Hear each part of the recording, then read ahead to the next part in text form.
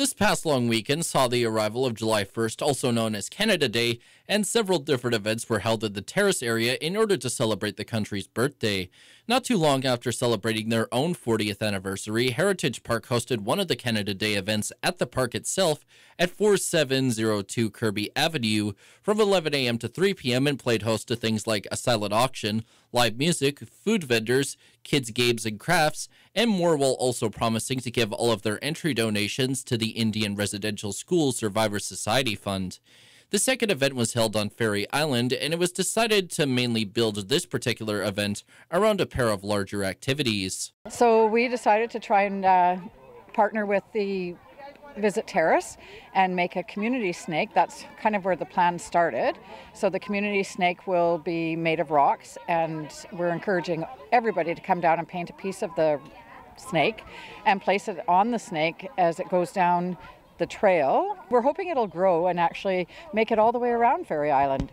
The other activity that was happening was a community puzzle where people would paint a puzzle piece and then add it to the puzzle, which is hoped to be preserved on a piece of plywood somewhere in Terrace. And the last event was the annual pancake breakfast put on by the Terrace Fire Department at the Terrace Fire Hall in order to raise funds for the BC Professional Firefighters Burn Fund, which is dedicated to burn prevention, survivor support, and BC recovery programs. And while that day started off rainy, Terrace's new fire chief later spoke on the best way to prepare for and deal with this week's heat wave. Just try to drink lots of water, and you also want to be mindful for wildfire risk next week with your increased temperatures and it being dry already.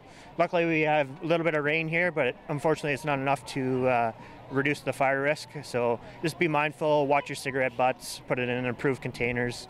If you are having campfires, they're small and you have some sort of water source to extinguish the fire.